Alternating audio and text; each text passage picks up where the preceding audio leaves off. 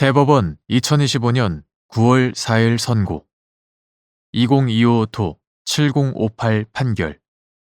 사건명 성폭력 범죄의 처벌 등에 관한 특례법 위반 카메라 등 이용, 촬영, 반포 등 성폭력 범죄의 처벌 등에 관한 특례법 제24조 제2항의 보호 대상인 피해자의 해석 및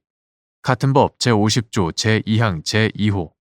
제24조 제2항 위반죄가 성립하기 위한 구성요건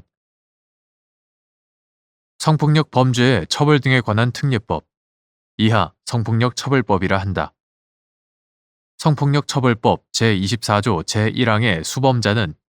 성폭력 범죄의 수사 또는 재판을 담당하거나 이에 관여하는 공무원 또는 그 직에 있었던 사람인데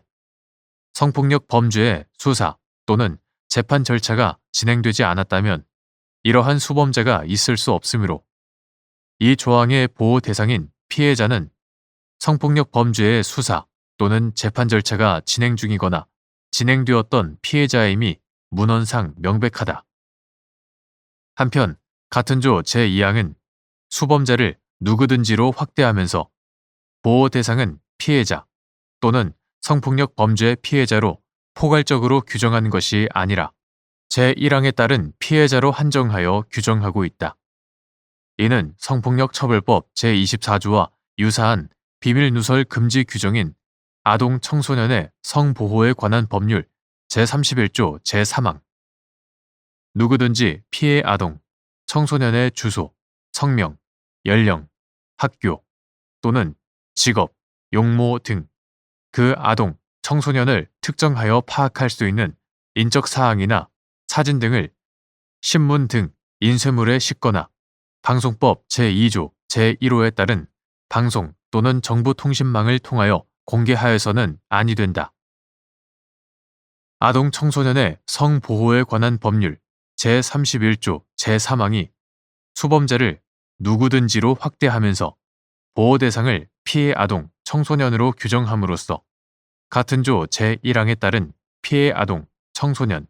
즉 아동, 청소년 대상 성범죄의 수사 또는 재판 절차가 진행 중이거나 진행되었던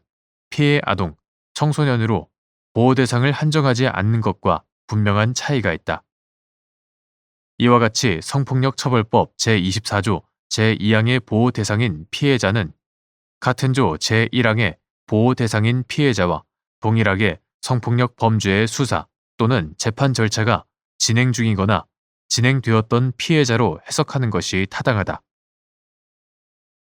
이와 달리 이를 모든 성폭력 범죄 피해자로 해석하는 것은 명문 규정의 의미를 피고인에게 불리한 방향으로 지나치게 확장 해석하거나 유추 해석하는 것이어서 죄형 법정주의의 원칙에 어긋난다. 그러므로 성폭력 처벌법 제50조 제2항 제2호, 제24조 제2항 위반죄가 성립하기 위해서는 성폭력 처벌법 제24조 제1항에 따른 피해자, 즉 수사 또는 재판 절차가 진행 중이거나 진행되었던 성폭력 범죄 피해자의 인적 사항 등을 공개하여야 하고 이러한 피해자의 인적 사항 등을 공개한다는 점에 대한 고의도 있어야 한다.